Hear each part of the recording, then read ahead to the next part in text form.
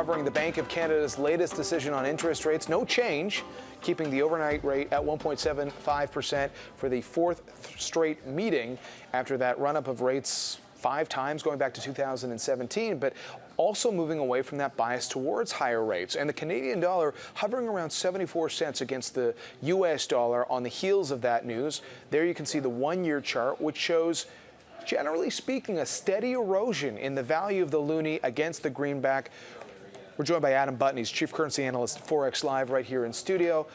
So the reaction we're seeing, what's your reaction to the market reaction? Yeah, it's not a surprise. We see the Bank of Canada now. There was a lot of talk about this, and they did it. They removed any hiking bias. They had this lingering bias towards hiking rates. It was really a stubborn bias by the end of it. And we've seen all other central banks basically move to the sidelines or moved something towards something more dovish. And now we've seen the same from the Bank of Canada. And the market is starting to price in a bit of a chance of rate cuts now later in the year. When you say stubborn, what makes it so? Why was the market perceiving the Bank of Canada being stubborn? Well, in a sense, the market was bullying all central banks as we saw that route into December.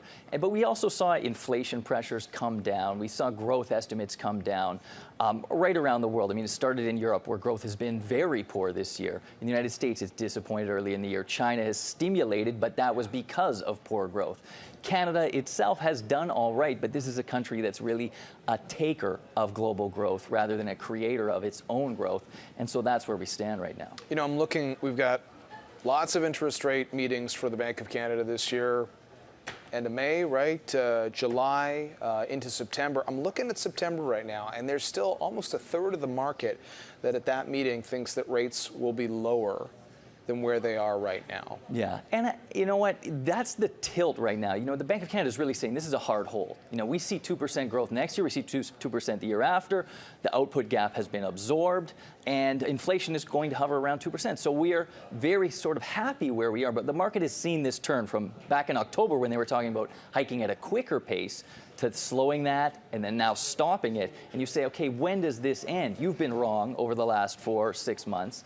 And even with oil prices coming back, I don't sense a lot of optimism from the Bank of Canada. Now, this is a two-part announcement. We have the statement. We also have a press conference coming up in less than a half an hour. And we'll see what they say then, because Poloz tends to be a little more optimistic when he's out there, and that can reverse some of this Canadian dollar disappointment. We're going to have full coverage of that press conference. You know, if the loonie is weaker than the U.S. dollar, there's other things that we can think about. For example, if you're going on a trip to the U.S., that might be a little bit more costly. But if you're an oil producer, something to consider for, you know, if you're making money in U.S. dollars in the oil market, does that benefit you in some way? I think at the Bank of Canada, it does this bit at the end of its statement right now where it highlights the things it's really watching. And it changes those up quite frequently. They talked about housing this month, but they also emphasized oil and oil investment. And they're still very negative on it. But we've got Q1 earnings coming up in the oil patch, and we might start to see some of these companies say, okay, we are investing again. And the Bank of Canada is going to be watching that. We've seen this bidding war now starting in Anadarko. Canadian producers have a narrow spread on WCS. So if there is an upside factor for the second half of the year, it's oil roaring back to life. And you don't need to look any farther than prices. It's 66 on WTI. I mean, that's a very healthy market. How much can we talk about our own economy, our own currency, without talking about the dynamics around the world?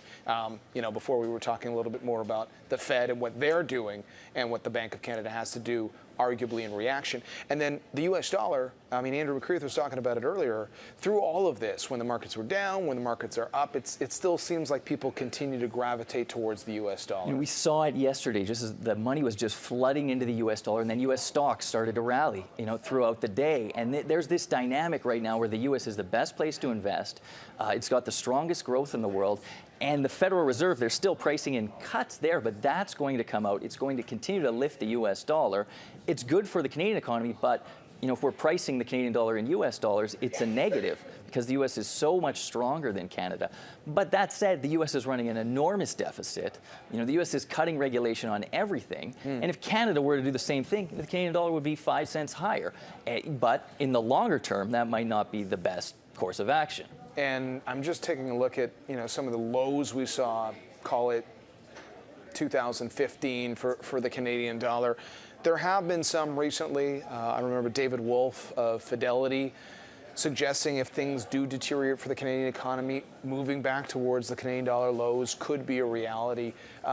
Given that the bank has sort of tried to reset the rules of the road here today, and we're looking at a loonie that's around 74 cents, what is your outlook for the Canadian dollar? I think it's a little bit better than most right now. I think Canada is tied to that U.S. growth story more than most places, the Chinese growth story as well. The commodity price push for the Canadian dollar is going to be quite good in the second half of this year. And the economy is solid. I think these worries about housing, we would have seen it deteriorate more quickly at this point. So that's probably a stable factor, not a tailwind. And the consumer is probably feeling a little bit better as well. That's been the big disappointment, and I think that's the spot to watch. But my outlook is we finished the year about 2 cents higher here in the Canadian dollar. 2 cents higher. It's not the most volatile market, but one day it will be again. All right, we'll keep an eye on that. And Adam, always good to get your perspective. Thanks very much for joining us. Thanks, John. Adam Button, Chief Currency Analyst at Forex Live, joining us with the Canadian dollar reaction to the Bank of Canada news.